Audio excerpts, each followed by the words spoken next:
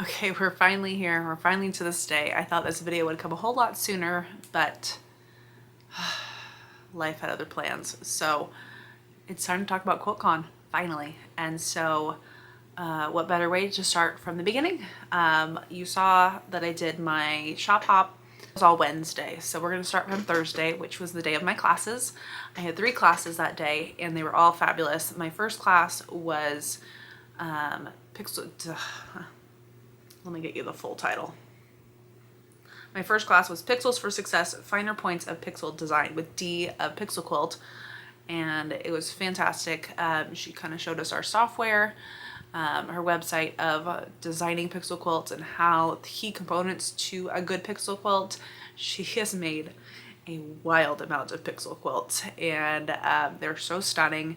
They're so cool. A lot of them have been used for fundraisers, or she did a year of inspirational women where she made a quilt of the women that was inspiring to her, and then if she could, she sent that quilt to that person, which was fascinating. A lot of work in of itself. And so I've kind of started learning a little bit more about tips and tricks to kind of coming up with pixel quilts. So highly recommend. That was a lot of fun. I don't know how big I will dive into that at this point, but it's definitely something that's going to be back in my head and kind of go with that. And then after that, my second class was turning your quilt into cross stitch with Hillary Jordan, and that one was super fun. It was online based. She kind of showed us 2 different software programs, one that was free, one that was a paid program. I wrote them down somewhere. That's the one thing I can't find, is my notebook that had everything in it. But what we did is we took, whether it was a quilt design of our own, it felt like I was in a class of a lot of people who design their own patterns, which I don't do. And so they were all kind of taking their patterns that they had designed themselves and turned them into pixel quilts. And here I was over here playing with looking at different Elizabeth Hartman patterns on my computer, because I just pulled from my Dropbox and had a lot of fun there. So I made different little cross stitch patterns of some of the cats from the kittens quilt, because I was like, well, these will translate pretty well. I'll see how they go. And it was a lot of fun. And so I was playing with that. And so that's something that I can see kind of getting more into, because having like a handwork kind of thing. Like I have a friend who will bring her knitting to different group gatherings and that kind of thing, and just having some kind of hand thing. Since I don't do hand binding anymore, I won't be binding any quilts, but that was kind of a fun little info kind of class. And then my last one, I actually have things that I can show you, because it is from the Swap a Block. Sorry, I'm looking at my phone to find. I'm terrible with names, and so Thursday. So this is my 3rd class in a day. So Swap a Block screen printing, Karen Lewis. And I'm glad that was my last class, because I was dealing with an hour time change and got up early, and I was sleepy and cold, because even though it was 70 something outside, they were cranking that AC, I was trying to crawl into my sweatshirt the most I could. And so this last class was so much fun and so much hands-on, and I'm so excited to incorporate it into my different projects. I have an idea for doing some screen printing with some 3-yard quilts. And so what we did is we had some newsprint and some like mesh, screen printing mesh, very thin. And we used a embroidery hoop that's about yay big, about 6 inches. And then we stretched our screen into it. I don't have my screen put together anymore, because once it was done, we tossed it, but I can throw some pictures of that in here. And so we got the newsprint. We remember this process. So we drew out our design, fit it into this little circle, made sure we left room to squeegee our paint across. And then once we had that,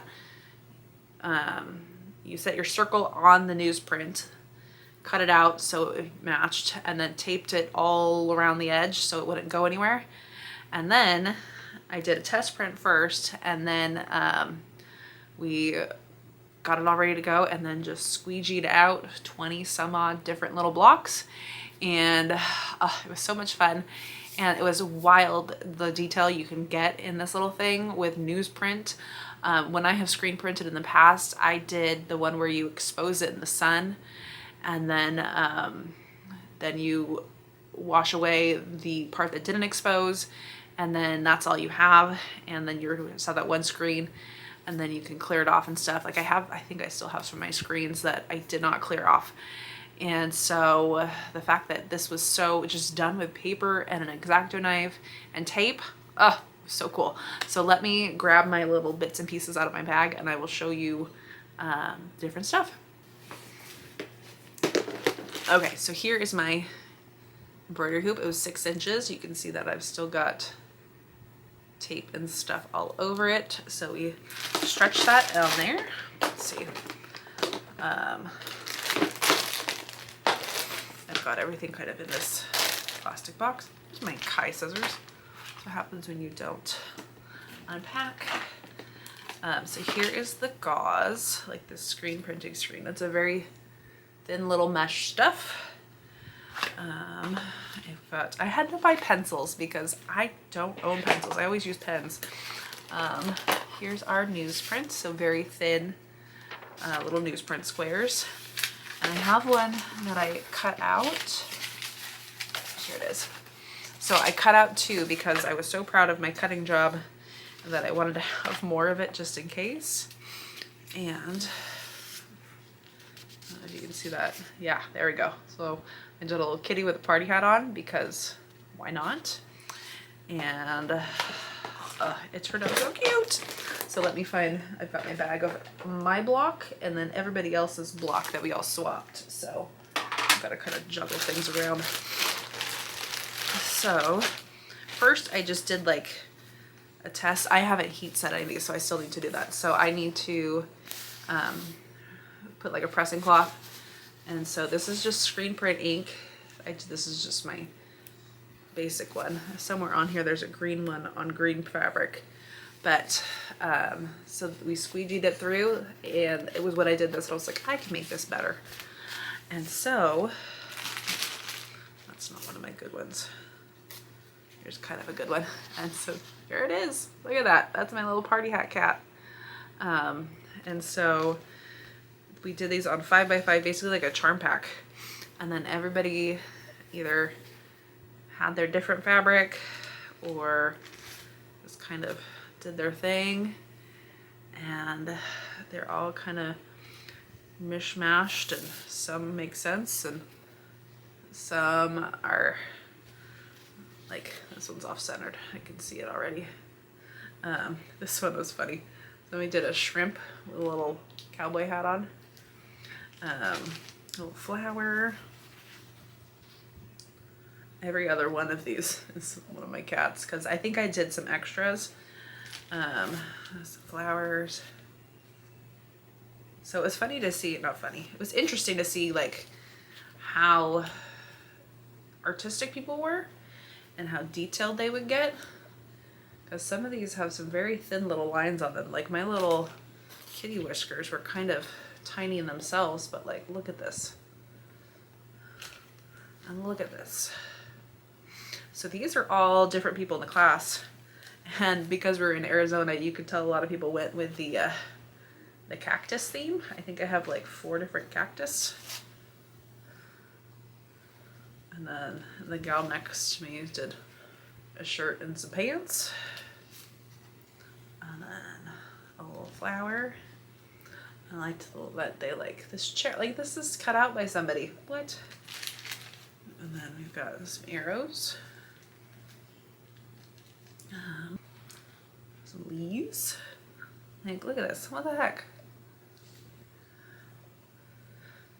Some stars. Obviously, I made sure to get a heart. And this one's got a flower. And then here's probably my best cat one. So those are all the blocks, and now I just have to heat set them and then see how they all sew together. But I am so excited to play play with some more screen printing on some other things, and get some 3-yard quilt and really fancy them up. So that is my 3 classes. So that was Thursday. In the middle of Thursday, between my first and second class, I went up to the showroom floor and figured, oh, I'll just kind of get a lay of the land. And I was so tired, I could feel it in my eyes. And so I did a quick loop and ran into some fabulous people like Fran and Donna and Teresa Coates and a couple of you viewers. So if you took a picture of me that day, I'm sorry if I look exhausted, because I was still acclimating. And so while I was up there, I also happened across the Modern American Vintage woodworking booth. And I'm so glad I did, because I have been trying to get one of these every time he does an Instagram drop, and I have missed out on every single one. And this was something I didn't think I was going to plan on purchasing, but because there were a few of them left and I didn't want FOMO, I bought myself a clapper. So I had never had a clapper before, but obviously if it has a kitty on it that kind of looks like Trixie, I'm gonna get it. And so there was like 4 of these at that point, and that was just on Thursday, day 1. So I am very excited to give this a shot. I gotta look into tips and tricks using a clapper. So if you have tips and tricks, feel free to leave them for me. I am so excited about this. And so Friday, I had the tour with Mary Fawns, which was always fun. I went when I was in Austin, and I missed the one the last time I was in Phoenix because it sold out. And so this time I made sure to do it, and then they moved it an hour earlier. So I had to be there before 8 a.m. for this tour, and it was so worth it. It was so fun. I love listening to her talk and how passionate she is about things. And it was the Terrafonin exhibit and the Southwestern Quilter exhibit, I think is the official name for it.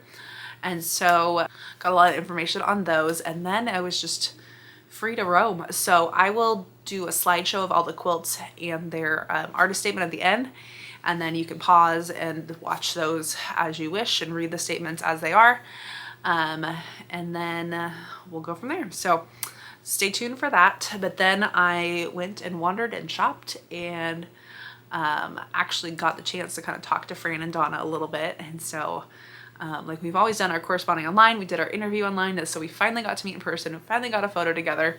And so it was so much fun. It's so fun to hang out at the Fabric Cafe booth. Like if I was ever at Quiltcon again, which obviously I will be, I would totally volunteer to help out their booth. They were so much fun. And obviously we know I love my 3-yard quilts, had a great time.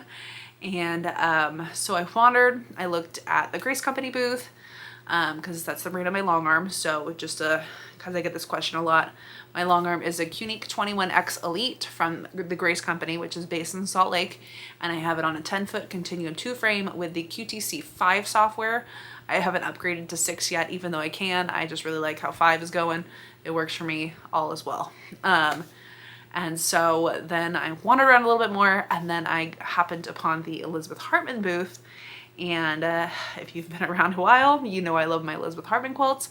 And so I got a photo with her, and then I showed her my sheep quilt, because that's kind of one of the big monumental quilts that I've done using her patterns. And so I got to kind of chat with her a little bit and like tell her how awesome I love her patterns and amazing they are, and it's super fun. And then let's see, what else did I end up doing? I wandered a little bit more. So this is all Friday, so I'll tell you my problem with that. And so I then went to, I know I shopped at the Maker Valley booth, because if I'm wearing a quilty t-shirt, it is 99.9% likely that is a Maker Valley shirt.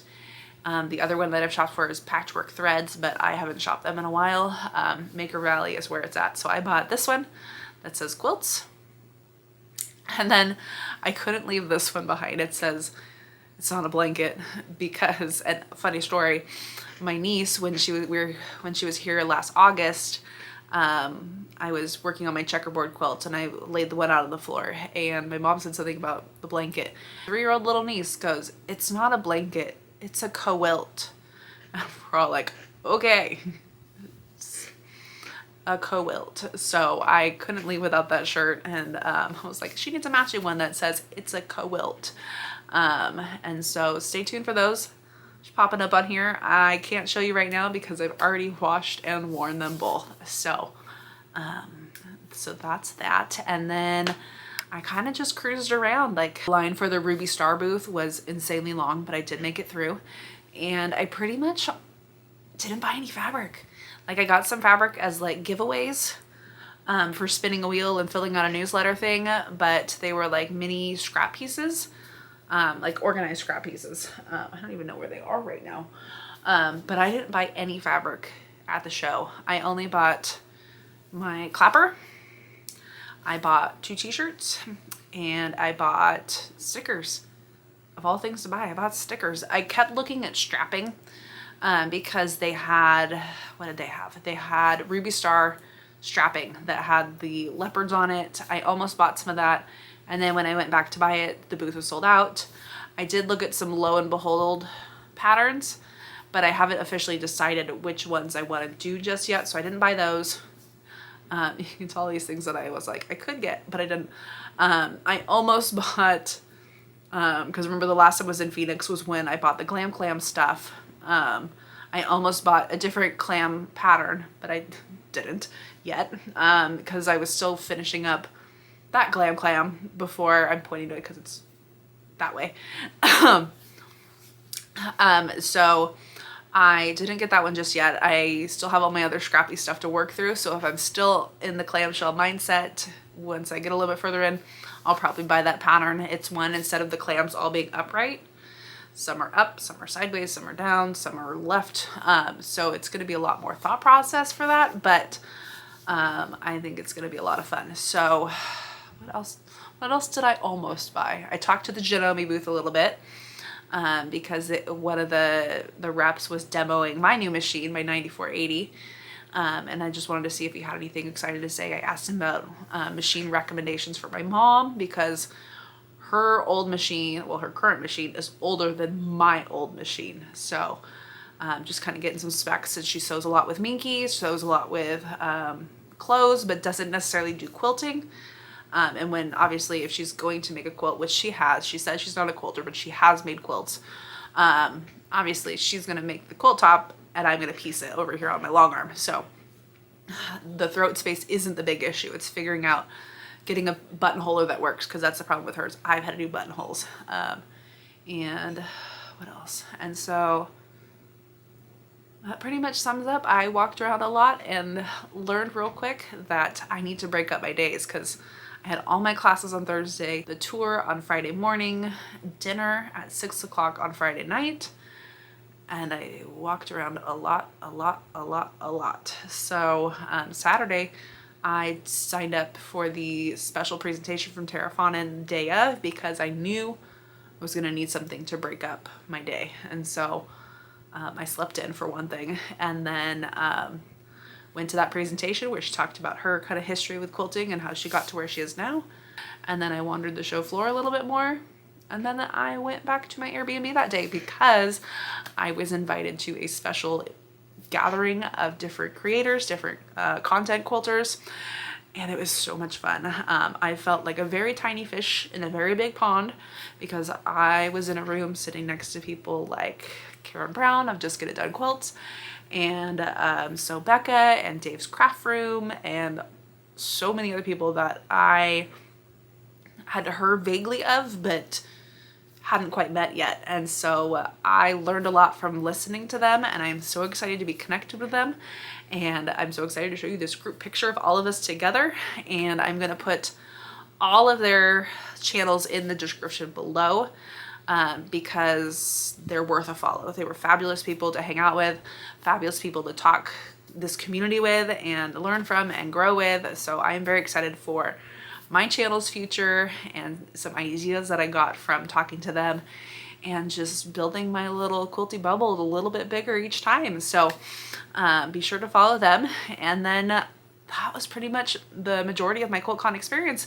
I love going to Quiltcon. And next year it's in Raleigh. I'm on the fence about going, but then when I mentioned where it is, my husband said, "Oh, I'll go with you." And I was like, really? He's like, yeah, there's lots of good golf in North Carolina. It's like, all right, so there's a good chance that I could be going to North Carolina next year for another round of Quiltcon.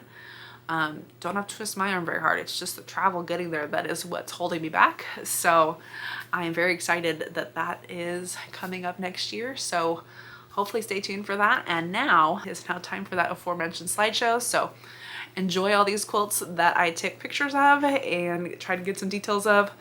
I realized I didn't record and go in as much as I thought I was going to, because it turns out I was getting sick. And so that was not fun.